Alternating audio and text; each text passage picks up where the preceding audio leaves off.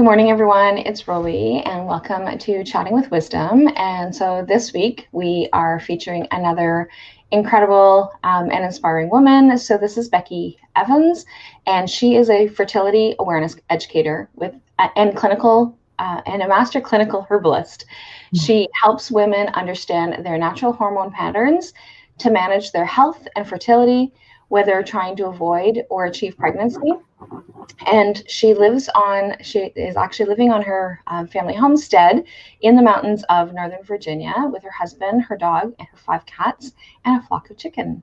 So, and she's going to talk to us today about fertility awareness for health and fertility management. So welcome, Becky. How are you? Thank you. I'm good. I'm glad to be here. Nice.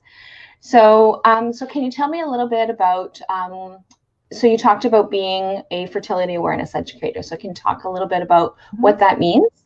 Sure. So most people have probably heard of it as natural family planning. It's basically a method of observing your signs of fertility throughout your menstrual cycle to identify when you're the most fertile. Based on guidelines that have been established over decades of research done by doctors and researchers and scientists.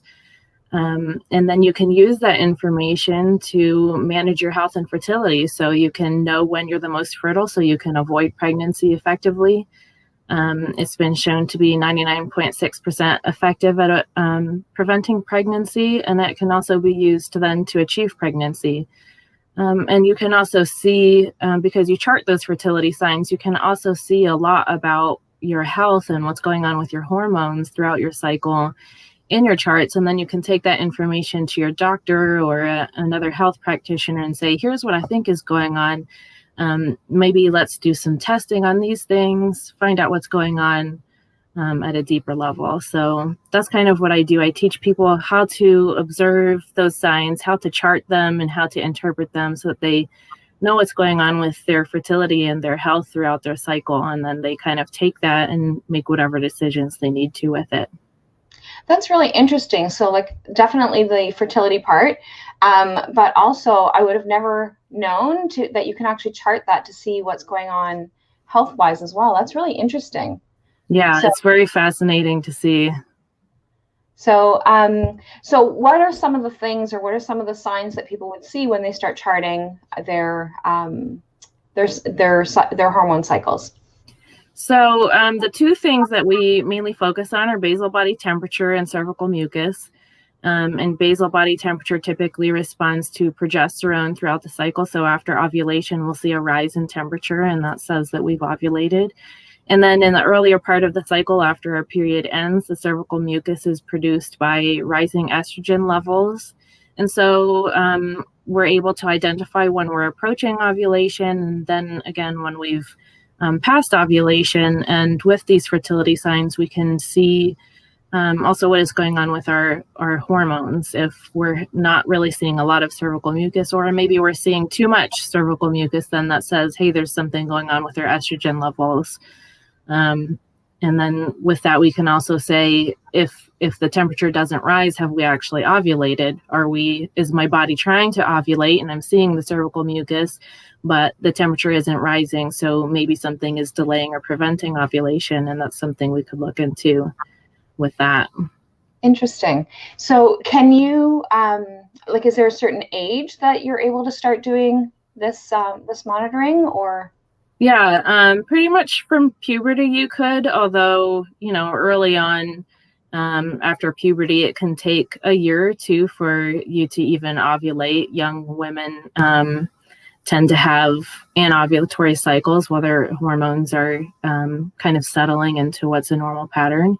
But even up into perimenopause until menopause, women are able to chart. Of course, later in life, things kind of change and it looks a little bit different. There are also different guidelines for avoiding and achieving pregnancy at that stage of life.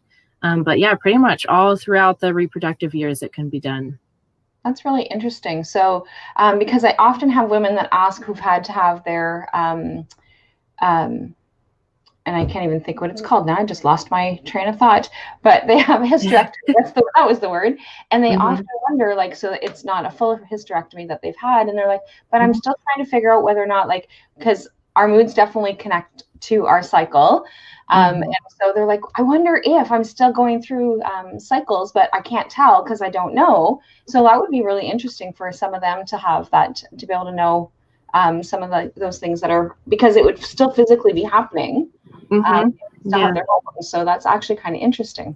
Yeah, I've known of some women who continue to chart after having a hysterectomy, and they can still see the patterns even though they're not experiencing the bleeding. Yeah, so that's really interesting. So, what led you to this path? So it was kind of an on and off thing that I studied for years, pretty much since 2008 is when I first heard of it, and I just kind of put it off for years until I was diagnosed with PCOS in my mid-20s, and at that point, well, it took a few years for me to decide to actually get down and do it, because I'm not great with making habits.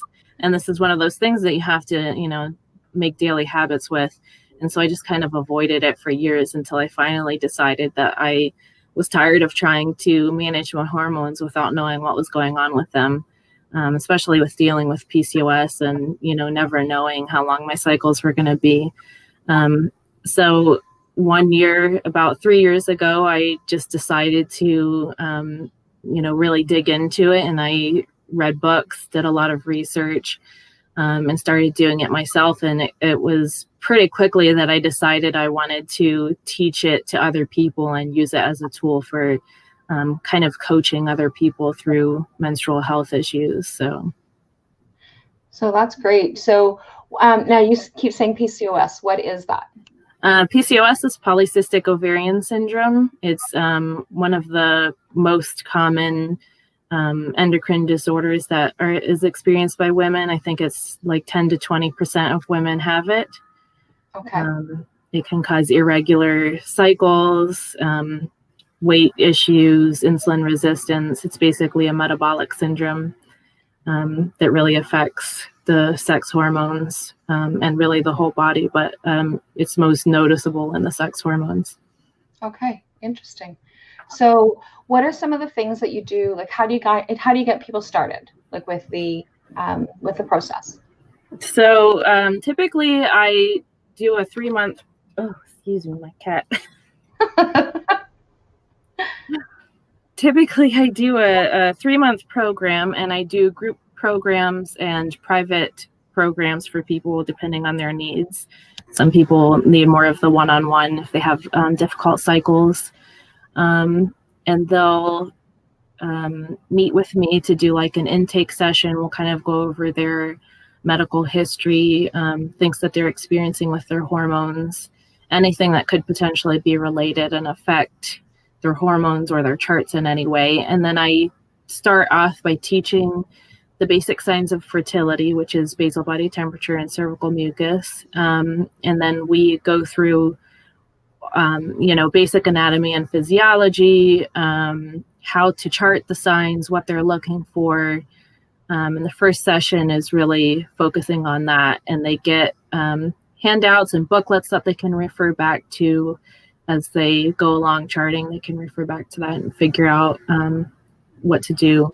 In the second session, I go a little bit more into some other signs of fertility, like cervical position and texture is one that can be included optionally. It's not a requirement, but that can also be helpful in identifying fertile patterns. And then just some other stuff when we go through like health related stuff. And for the most part, especially with my one-on-one, which is mainly what I focus on, we really personalize it to their needs and what their experience is.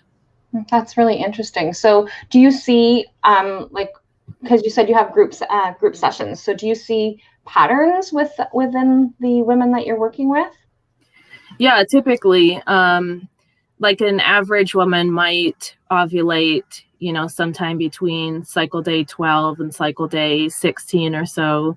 If they're having cycles that are about 28 to 30 days. Up to 35 days is what is considered healthy. And then there's like patterns in women who are just coming off of birth control, who want to avoid the hormones in birth control and decide to use this natural method. And they might experience up to a year after getting off of the birth control. It can take a while for things to regulate. So they might experience some long cycles, irregular cycles. They might have a lot of cervical mucus or very little cervical mucus. It kind of depends on the person and what kind of birth control they were on. There's also different patterns with women who are postpartum. Of course, that also depends on whether or not they're breastfeeding. There's all kinds of things that come into play as far as the hormones and how that affects our cycles.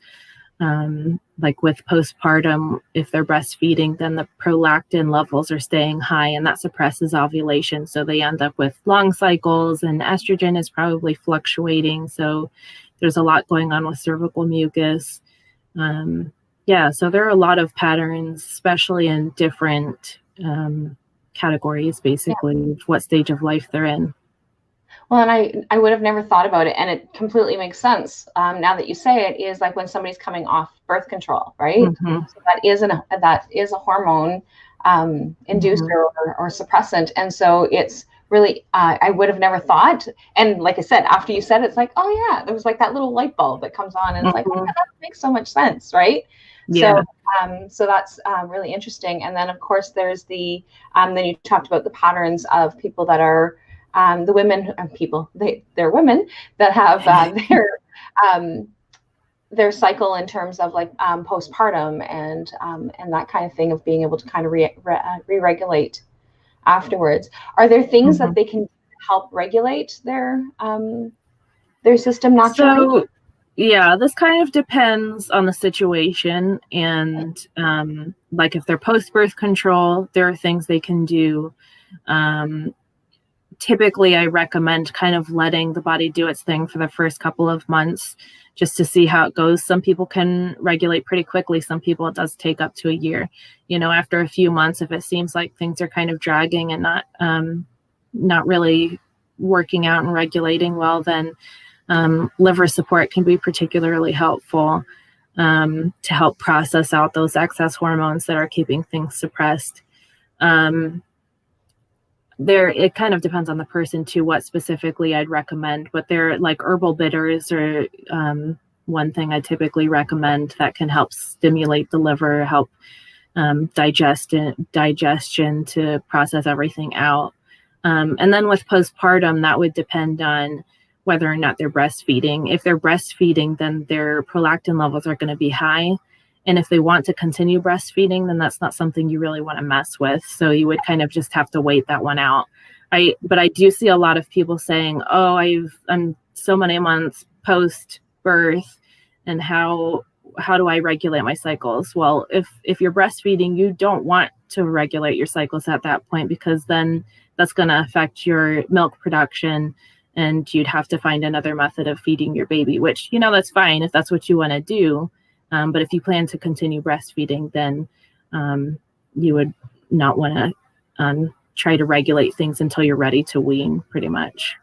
Yeah, that's a really good point too. So it's really important for us to be able to kind of take a look at things kind of globally, I think, from what it is that I'm hearing you say, right? So yeah. So what are some of the things that they can do with so you talked about some different hormone treatments, but so if they're not breastfeeding, or what are some of the things that they can do to try and help regulate some certain things? So usually the first step I recommend is to be charting for a few months, or at least a few cycles first, to kind of get an idea of what could potentially be going on, and then trying to get some accurately timed testing.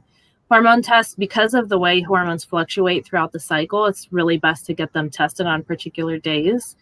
And so that's where part of where the charting comes in, so that you can see what day you need to have the hormones tested. And so depending on what's going on, then I would typically recommend some testing to find out what what's going on underneath. I just recently started offering Dutch testing, which is dried urine hormone testing, and that can kind of give you an idea of how not just what your actual hormone levels are, but how they're metabolizing.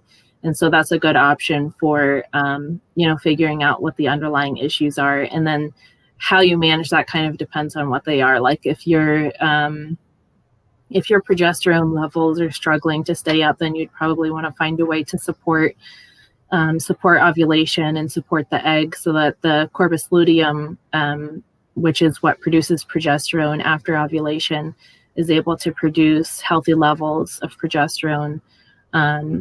A lot of people have too much estrogen, or at least too much in comparison to progesterone. So kind of narrowing down what's causing that, finding ways to eliminate excess estrogen in the lifestyle or the environment, like avoiding certain types of plastic or plastic in general. Even body care products can be really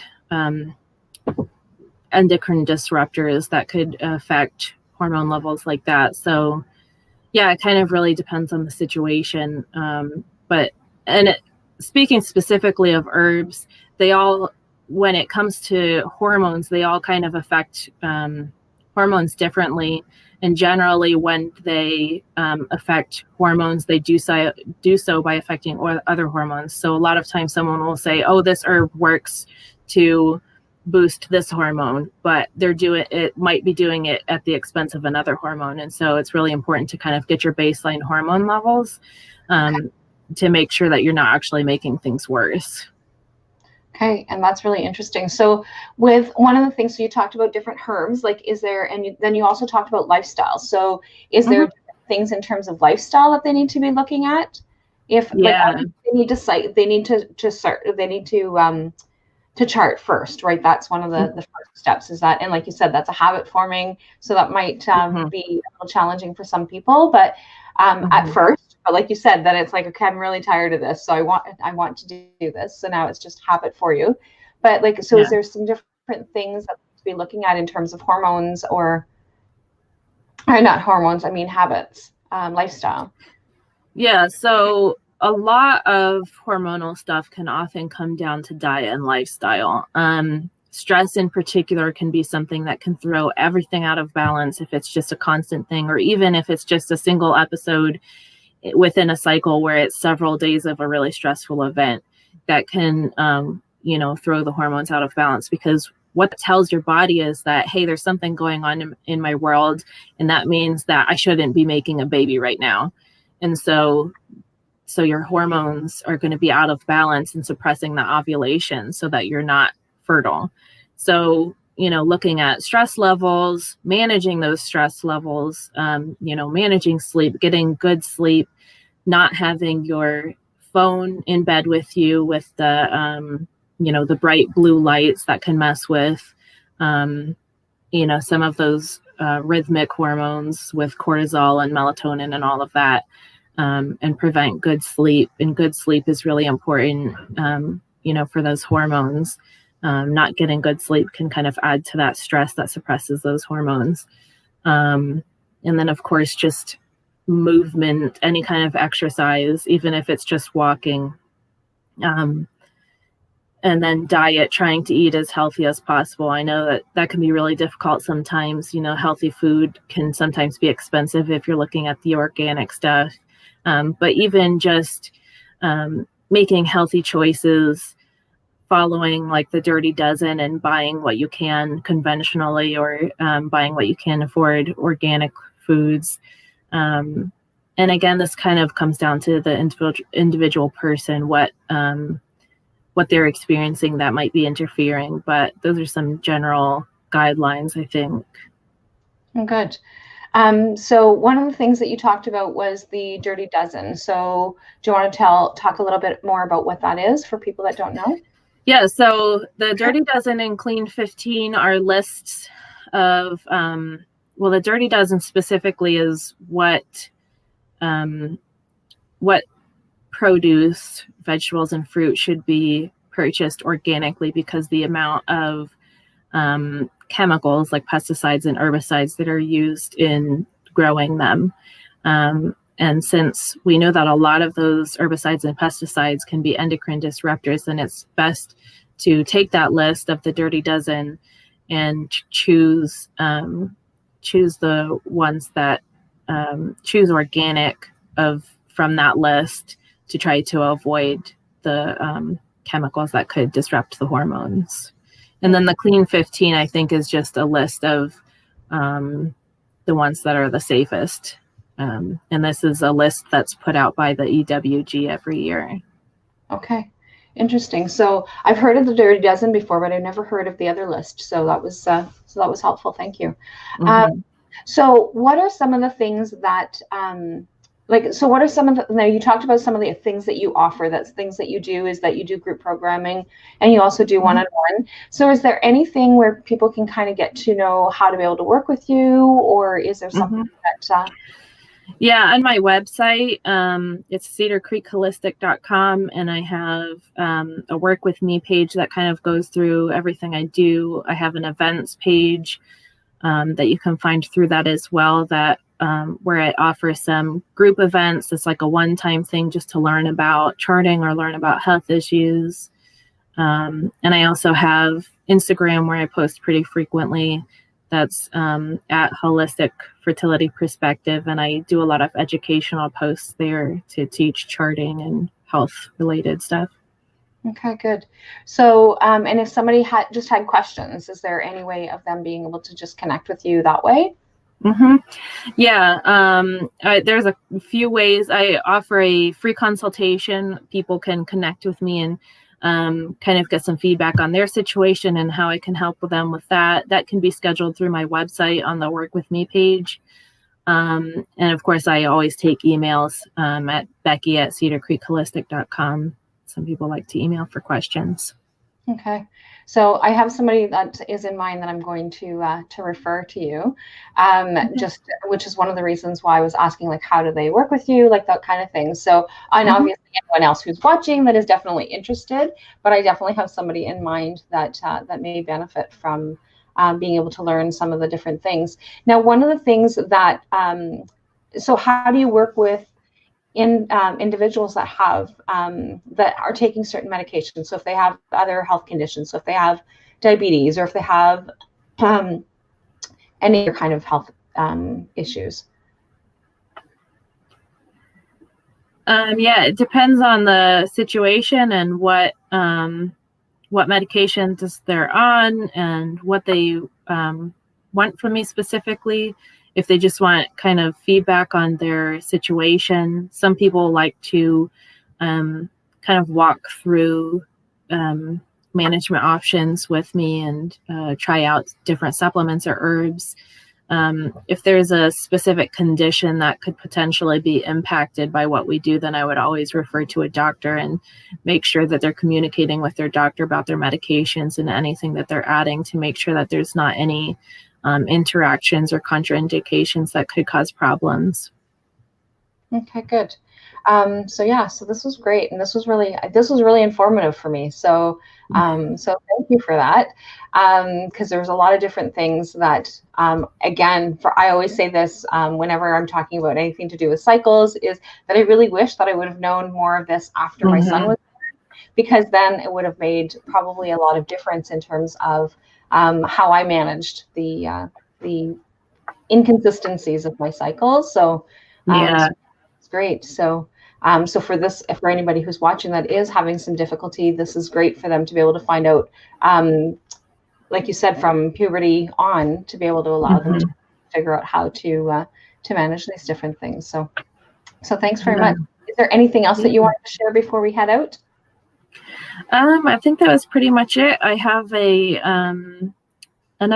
think my next group program is starting at the beginning of March, and I have an event where I talk about estrogen dominance at the end of February.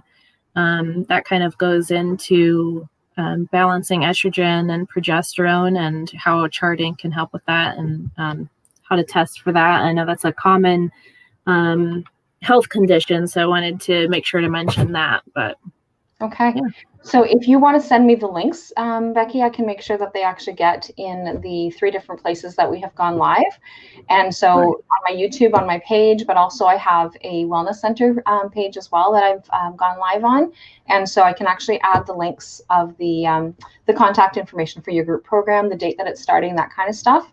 And I can add those links specifically because I know that for me, I'm a link person. So it's so much easier to be able to the link than go back onto the website and finding different things. So if you can share those with me, I will definitely get those on the on these feeds, and so that people have access to them as well. Sure, I'll send those to you. Perfect. Thanks, everyone, and I will see you guys next Wednesday. Talk to you guys soon. Bye for now.